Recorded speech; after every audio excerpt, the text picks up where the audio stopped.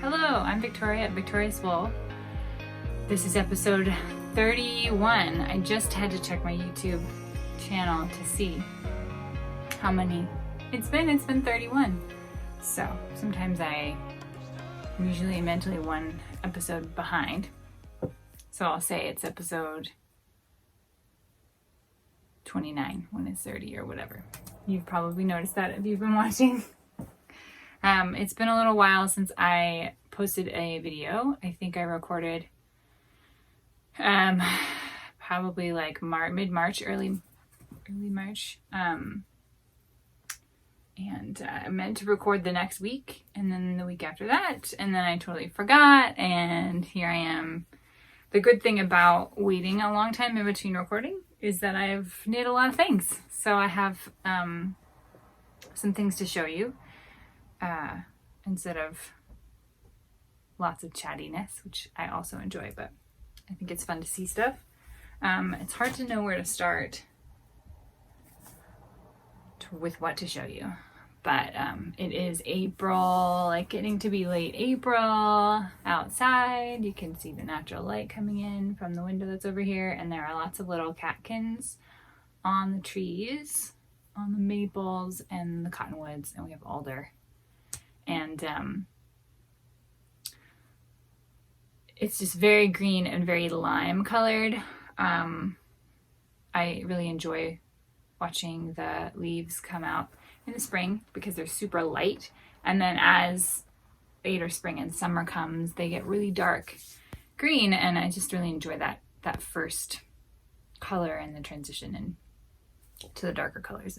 Something that you can see here where I live is the trees are lining the roads, and you can see in the spring that the trees just get full and they start to encroach over the top. I always enjoy watching that happen. And one of the other things I notice in the spring is that the trees that are green all the time, usually the Douglas firs, so we have like a whole island of Douglas firs, those are green and dark green all year. And then when you're on the ferry and you're coming back to the island, you can see in the springtime all the deciduous green that comes, and like the distinct lime colored and the dark color. And I really enjoy, always try to make sure I really look at that when the spring comes and I'm coming back home, that I look at the island and really notice that, because it's only in the springtime that happens. I think for those reasons and more, I actually think the spring is my favorite season. Knitters are usually all about fall, and I do enjoy the fall. I just feel like the fall is really short and darker, so it's harder to appreciate unless I really try hard and I'm going outside a lot and I'm taking lots of walks and I'm really noticing that, I kind of like make a thing about it. I don't really get to appreciate it for very long. Whereas the spring is a long time coming. We have like several false springs. Like we think it's spring and then it's back to winter, and at least twice this year so far. So I feel like you just I'm thinking about it for longer, and it's really, really, really, really needed. And we're all talking about it all the time. Like, we need it to be warm. We need it to have sun. So it feels more full of hope, and it's just my favorite. Okay. I still haven't chosen what to show you first. Probably what I was working on most recently when I recorded last time, which is another pair of Farmer's Market mittens in blue. The cable up the thumb, there's a cable on the cuff and a cable on the hand flip. And I knit the original in a gray, and I knit them long. It's almost 4 inches of a cuff. And I wanted to make a shorter pair because I thought maybe they would suit my winter coat better. Here's what they look like when they're flipped. Very cute. It's pretty much the only thing I changed about it. I did make the thumb a little taller just because, I was at that point in the pattern and thought, well, why don't I just see? Because my thumb will be warmer if I do that. So I still have an end I haven't woven in. Every time I put them on, I'm like, oh yeah, I should do that. So little shorties and then a little longer. These are warmer, which is amazing. Even just now putting them on, I can tell the difference. I think this is the woolen spun yarn as opposed to a smoother worsted spun.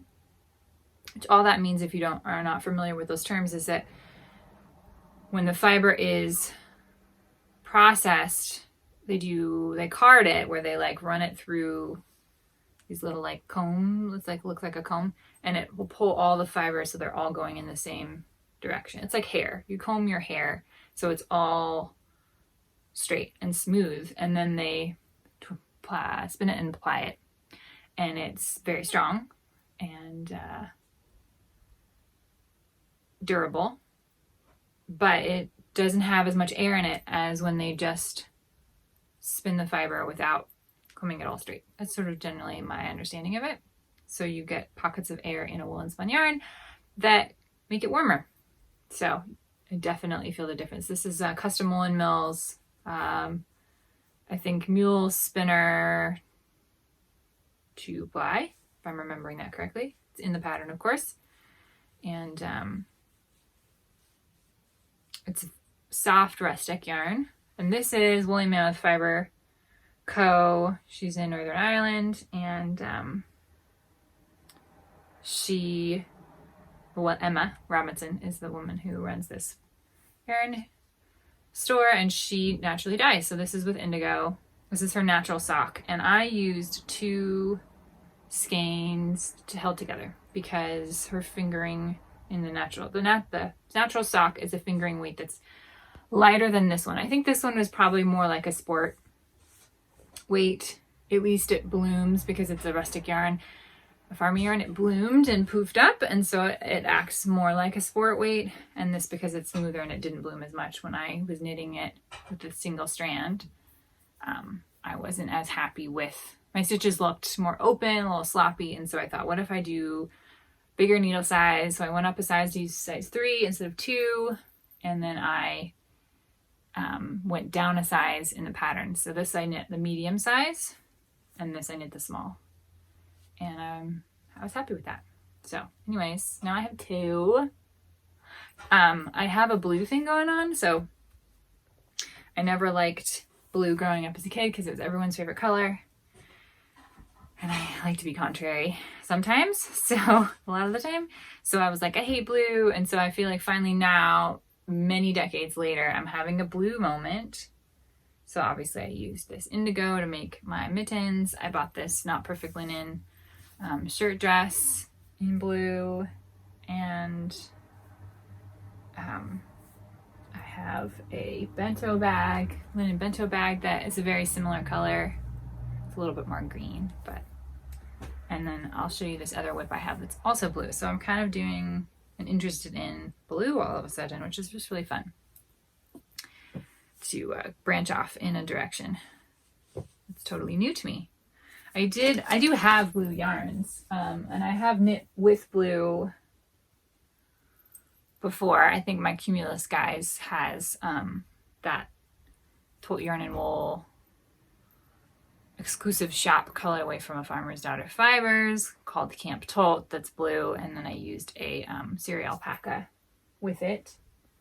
I think that's probably my only... Oh, and my sister's braids is sort of greeny blue. So yeah, I design with blue, and I have blue yarn up here. Maybe I just think I don't use it, but I do. Some blue here and there. Anyways, I'm more aware of it, actively choosing it. So, the other thing that's been going on recently is I started a cowl for my infinity lace pattern called Fruition.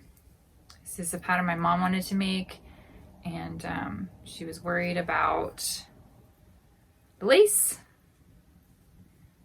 being just like challenging to do it correctly, to be able to back out if you make a mistake, or be able to follow the pattern. And So I thought, well, what if I do it with you? Would that help? She said yes. And then a couple of my friends joined, and I made it public, but I don't know if a lot of people knew about it. So I don't know anyone who I am not close with that is making it, but that's okay.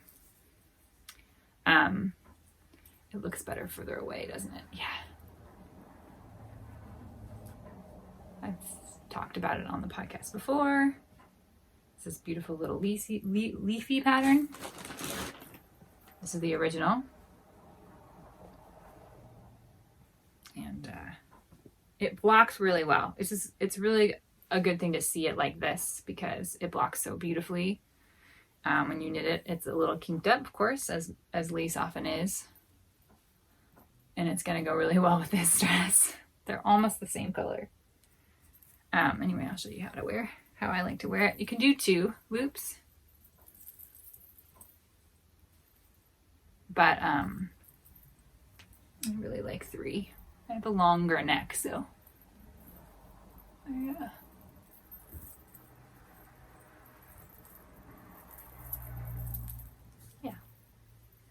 And it's a good transitional piece for spring and fall when it's not that cold, you know, but the wind's not going to blow through the little lacy holes. It also goes with everything, like this particular, the white one. It just goes with everything. I think I don't have any other pieces that are quite like this in my wardrobe, so whenever I wear it, I'm always surprised at how like nice it looks and cohesive it looks. Even wore it with a white lacy sort of peasant top the other day and took pictures of it for Instagram, and it looked really good with that, which I was surprised that white on white would look good, but it does. So I wanted to make a video one. I keep trying to give you a close-up, but it just looks better from a distance. It'll look better once I block it too. And it's quite long. The pattern, I wrote for it to be 5 feet, about 60 inches, so that you could do it twice or 3 time wrap. And I think I did that length really because I had 2 skeins of the original yarn was Abundant Earth Fiber in the Joseph and Annie line. Color was cinnamon, I think. And that yarn is so wonderful, and I really love it. It's held up. It looks just as good as it did 5 years ago when I designed it. It's not pilled at all. It's kind of amazing, actually. And I had 2 skeins, so I made it that length. But yeah, doing it again, and I have all these little danglies fellas on here. Cinnamon roll, gummy bear, deviled egg, which is funny for Easter. I put that one on Easter. And little fruit, and then a little tassel. The reason I have Progress Keepers on here this time is because I wasn't really working on it for the first few weeks of the cowl. I wanted to do it from April 1st to April 31st, to just do it in a month real quick. And I cast on the second day, I think. I didn't do it for the first day. And then I didn't really make any. I had like an inch or something. I had like 1 repeat of the chart. And my mom was like doing great, speeding ahead. And I thought, well, you know, if I really want to finish it, let's just do a little quick. Sometimes I micromanage myself. So I do a little quick math. I figured out how much I had left to go. I think I had 18 inches when I did that. And I had to go to 60 inches. So then I did that math, how much I had left, and I divided it how many days I had left before the 31st or the 30th. April has 30 days in it. And then I figured out, okay, that's 2.5 inches per day. So how many rows is that? I measured. It's about 2 chart repeats or 24 rows per day. And how long does that take me? And then I timed myself when I wasn't doing anything else. And it was 40 to 45 minutes for me to do 24 rows. So it's pretty quick actually, because the rows are short. There's only 40 stitches here. And that means that now I know exactly how much I need to work on every day. And it's worked out because every day since then, I've put a marker on when I start. And I think between the deviled egg and the little fruit is the only day I just did 24. Every other day I've done a little bit more, which is nice. So I've done a lot. I started marking it on Thursday, so I've more than doubled it. And yeah, it's really fun. It's a nice project to work on in pieces like that because it allows me to feel like I'm involved in it every day. It's not something I'm like putting off. So that feels good. And also doing lace repeats like this so much. It's a 12 row repeat, and you repeat it like 30 something times. It's a lot of repeats, and it doesn't change shape or anything. So you get really, really comfortable with the lace rows. And as I've been knitting it, I've sort of reviewed what aspects of the pattern are like interesting to me. And I think that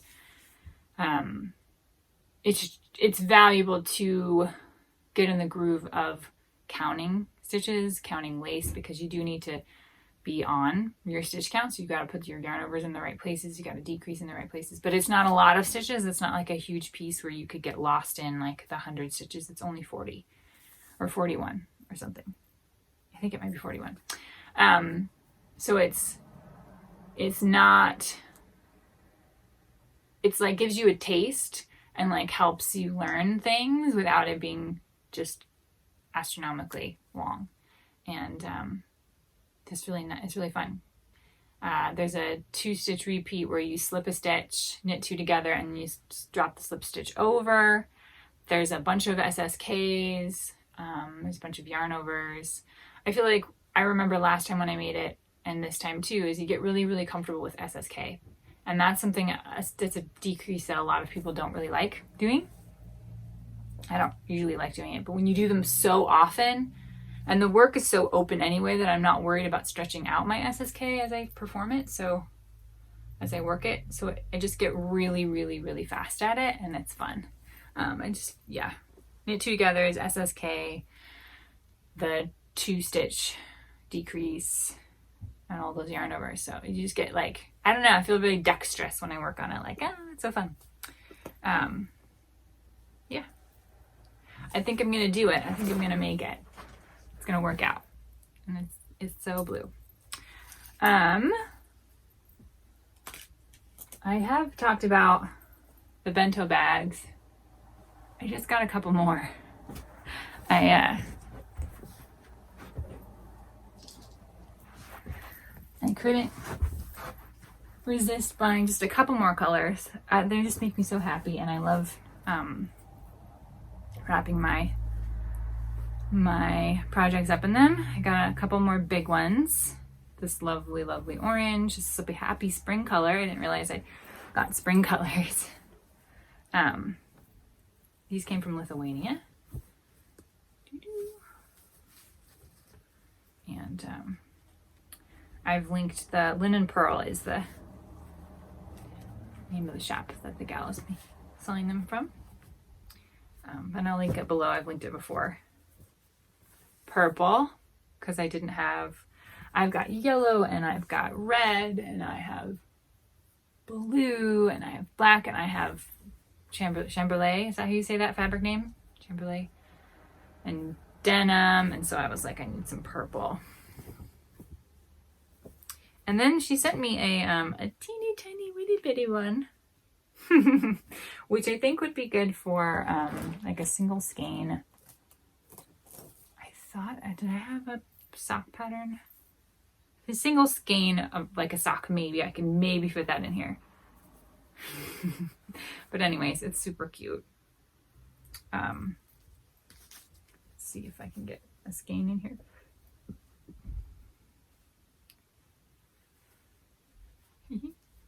Yeah, that would totally work. I don't know if I could tie it. But it's so cute. So that was nice of her. Here's my green one. This is a good. I definitely have gone through a moss green phase. I have linen clothing in this color. I have t-shirts in this color. It's like, for some reason, I just get obsessed with certain tones or certain colors of green or whatever. And then anytime I see it, I'm like, I have to have that. So that's the color I've been looking for. Yeah. The cool use of them is, one cool thing about them is that if you have a giant sweater, when I finished I have my Flam cardigan that I'm going to show you that I finished last week, and I was flipping it a lot. When you do a sleeve, when you knit a sleeve, you got the rest of the sweater is done, and you're turning, you know, when you knit anything, you turn, right? Or when you're knitting in the round, you're turning the work as you go.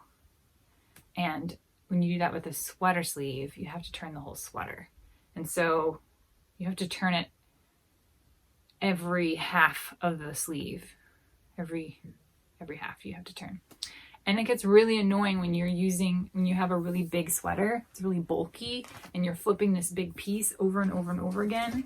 It gets tedious. And with that sweater, I had to use two, I'll tell you more about that, but I had to use two skeins. I was alternating. So I had two strands of yarn to not get tangled up in the body. So anyway, it was driving me nuts. And I realized that if I tied up the body in one of these and had the sleeve poking out like this, then I could just turn the bag around as I knit. And I still have to turn it, but it's not all floppy and cumbersome, and so that's helped a lot. So that's also a cool use of these, is that you can tie up the part of the sweater that you don't need, and keep it together as you flip it around and around. This is the Great Love sweater that I've been working on. It's a cardigan. And I think the last time I recorded, I had either was about to split for the sleeves, or I had just had and was trying it on after making this cool collar. And I haven't done much on the body since then, maybe 3 or 3.5 inches. But I did pick up a sleeve last week because I was doing the sleeves for Flam, and I decided that I should just keep knitting sleeves, because I was like, I'm just going to be spring sleeving and just sleeve a lot. There's another sweater that I haven't started yet, but I did an initial swatch that starts with the sleeves. So I thought, oh, I'm just going to be doing a lot of sleeves, so I might as well, my tag is itching me. I might as well just continue knitting a sleeve. So I picked this up before I finished the body. I also thought that this is going to be a really, really long cardigan. I'm hoping I have enough yarn for mid-thigh length. And I don't want to flip that entire piece. So I put it in the bag and started the sleeve. And it's looking good. It's a little slow. I think I was working on the Flam sleeve, which is just knit one, purl one. That was a lot faster. It's all perception, because I'm sure this will feel fast at another time too. And I'm loving the texture. It looks so good on camera. I was really disliking it for a long time because it didn't look distinct. But especially in the Lopi, it's a very textured yarn already, and then you put in a texture, but it does look really good. I do also really love, as I said before, the inside also has a great texture. Anyways, so I'm on sleeve 1, and then I will get back to it. Sometimes when I finish a project, I both feel at the same time like I have nothing to knit, and that I have these other projects that are going to take forever. And so at the same time, I feel like a lack of variety of projects, even though I think I still have at least 6. I also feel like this one's going to take forever, and I haven't yet ordered my mind into the focus of like, okay, and now you need to work on it a lot, because I'm doing that with the lace. So it feels like I haven't committed to making it the main whip yet, but I know that I will, because I have been working on it for a little while, and I don't like the whips that hang around for too long. I sort of lose enthusiasm. So I kind of motivate myself in that way to get through it, because I don't want to have it become too much of a chore later. And this one, if I make it really, really long, the longest ever that I've knit, it could become a real chore. I just don't know where all the skeins are.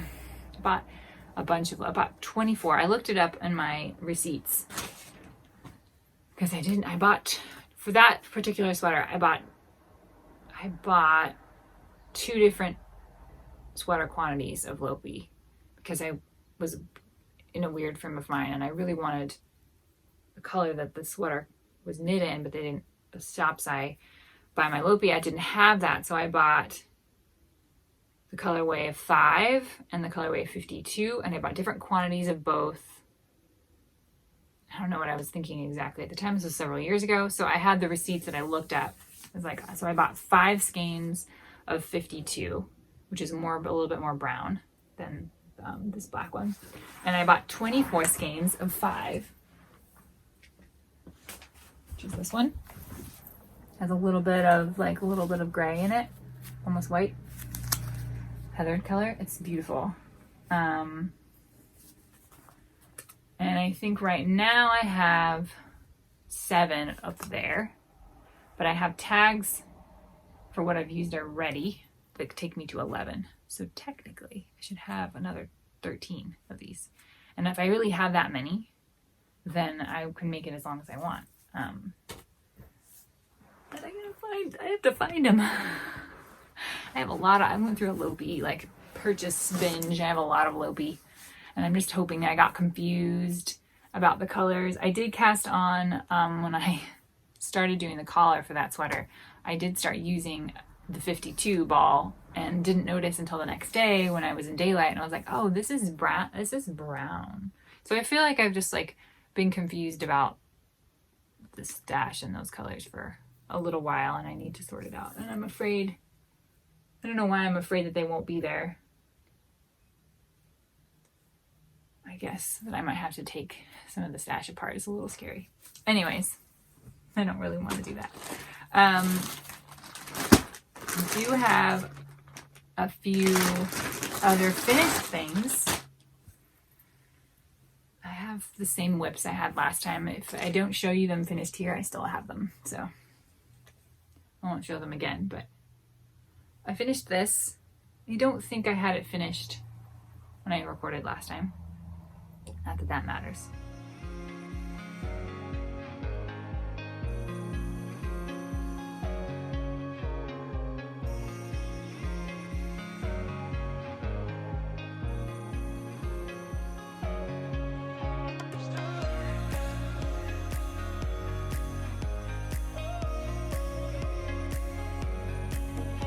This project took more than a year. I got stuck after I did the horses.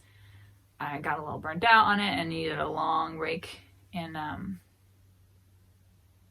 this sweater. Yeah, I had to redo the sleeves a few different times because one of the sleeve options is like half sleeve, and I did that and it didn't look good on me, and it's a little oversized for me. I would have probably chosen a smaller size if I could go back in time. It's fine, it fits nicely, but that means the sleeves were bigger too. So if they'd been a little smaller, the sweater had been smaller, I think the half size would have looked good. But with it sort of more of a like boxy shape on me this time, I had to redo these sleeves several times because they were just looking funny when they were half sized, and there's multiple sleeves versions in the pattern, and I did the one that went halfway and it didn't look right on me after I blocked it. So I redid it a couple times and got this little option to work well. I also have not woven in the ends for this, but I've been wearing it a lot and I'm really enjoying it. So I'm glad I put the effort in to redo the sleeve a couple times, 3 times. Actually, one side I did 3 times. and I found something that was going to work for me. So I'm happy with that. It took a long time to do, but I'm glad to have it done. Okay. I did finish this bulky weight Linus shawl that I've been working on for a little while. I finished the second half of it probably in one sitting in a couple hours.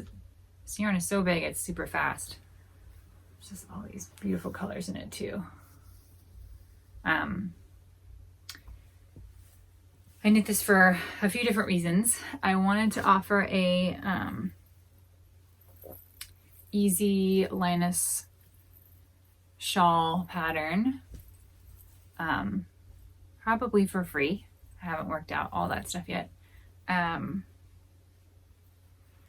But it's just such a great pattern, such a great construction. I always love working on them.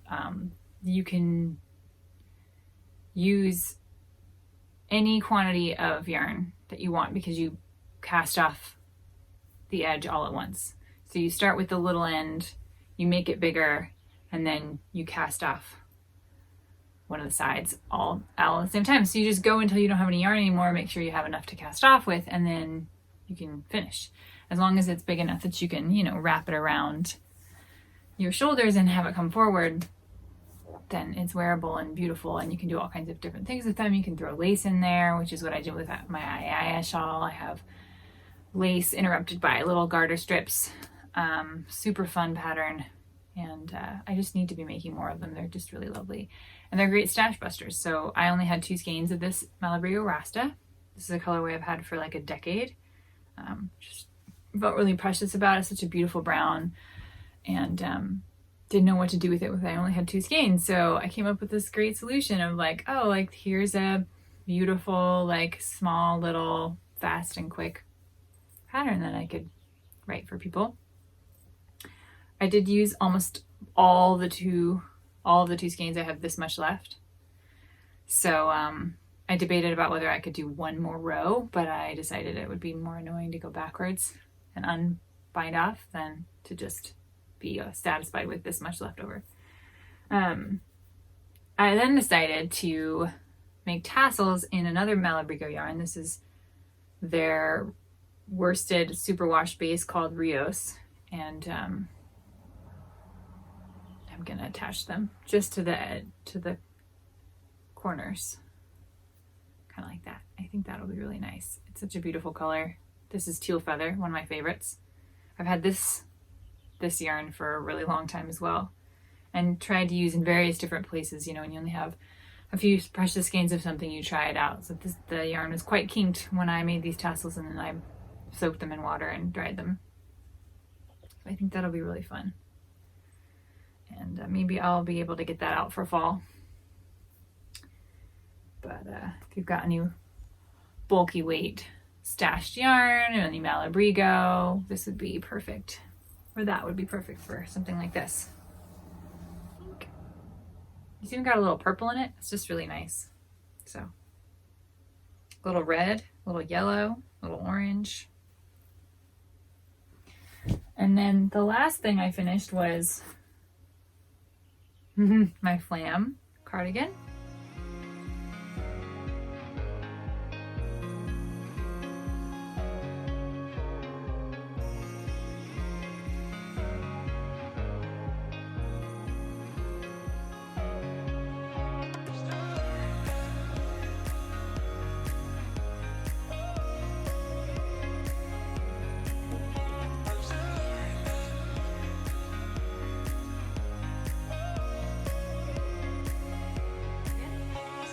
I've been working on for a while, since November. Most of the body is in this bouncy fisherman's rib. The sleeves are in 1x1 rib. The pockets are in fisherman's. Attached those on there. I haven't trimmed my ends yet. Something I realized when I redid the sleeves for Ghost Horses is that if you weave your ends in really well and then trim them close to your knit, it's really hard to find them again if you want to rip something out. So it's hard enough to have to pick out ends that you've woven in But if you can't even find the end to begin with, I think it took me 20 minutes. I don't know, maybe not that long, but it took me a decent chunk, enough for me to be frustrated. The fact that I couldn't find it. I did a really good job, apparently. So this time around, I decided, and I heard some other knitters say this too, is that they weave their end, but then they leave a longer tail, and then they block.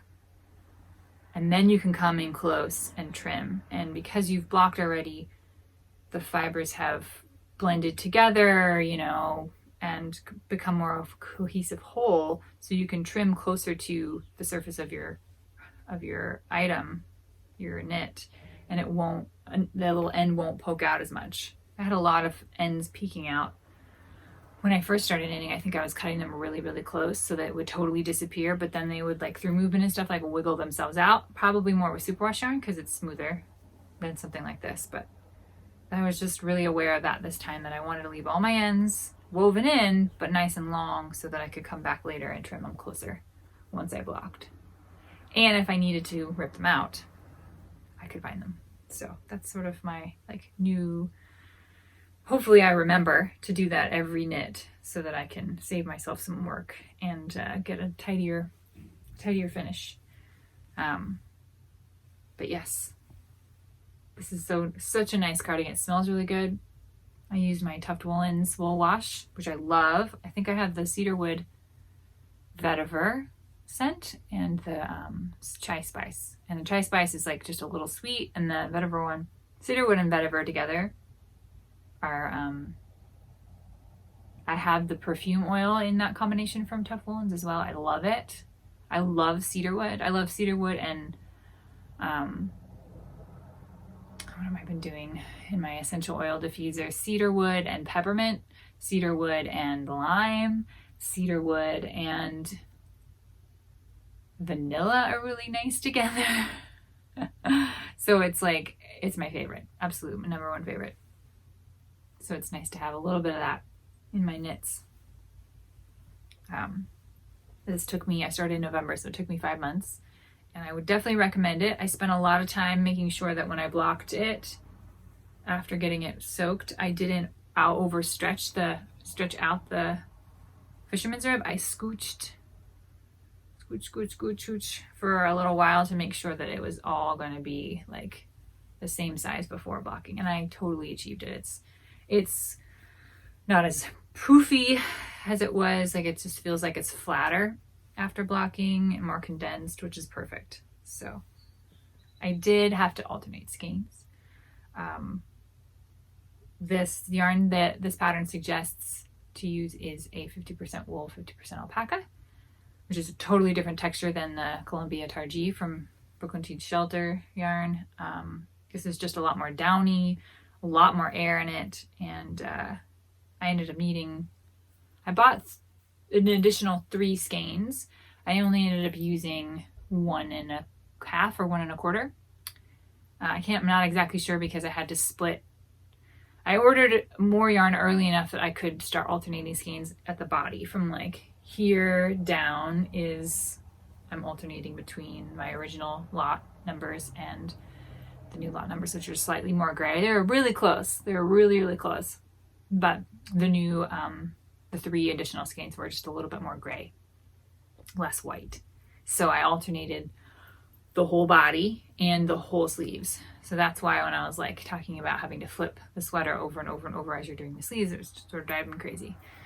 But that all worked out, and it just feels like I went the extra mile with this one to make sure it fit right, and I love it. I'm excited to take the final like fancy photos of it in video so I can share them with you here, and then I can like really start like wearing it around, because I feel like once I start like sitting in a sweater getting all cozy in it, you know, it starts to look a little bit worn in. So it's nice to get my photos in before that.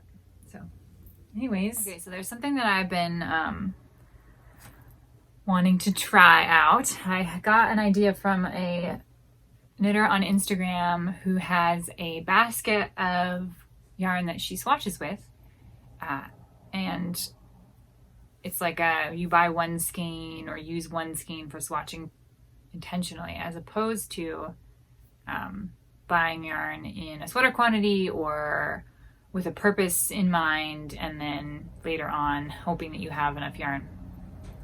That's like a whole other thing of you're buying or designating certain skeins for swatching only, for experimentation, for fun. And I wanted to give that a try because I've been struggling with figuring out what I want to design next. It just takes a long time to take an idea all the way to publishing. It takes at least 3 months, if not 5 or 6 months, depending on how big it is. So it's hard sometimes for me to choose what idea I'm going to spend all that time on. And I liked this idea of like really experimenting and having yarn that was for that purpose. So I bought some things. I could have picked out some stuff for my own stash, but I thought I would try just purchasing 1 or 2 skeins of a yarn that I'm really interested in, something I've never experienced before, or that I've always wanted to try. So I purchased from a few different places. I'd always wanted to try the Fibre Co's yarn. So I got a skein of Lore, which is Romney, British wool, in a blue. And I don't know what I'm going to do with it or anything. I'm just going to put it in this little basket and like let it decide what it wants to be, or what kind of stitch I could experiment with. I have lots of stitch dictionaries and stuff that I can pull ideas from and experiment with. I did get some skeins of Ultra Alpaca Light, which is a DK version of Ultra Alpaca from Barocco.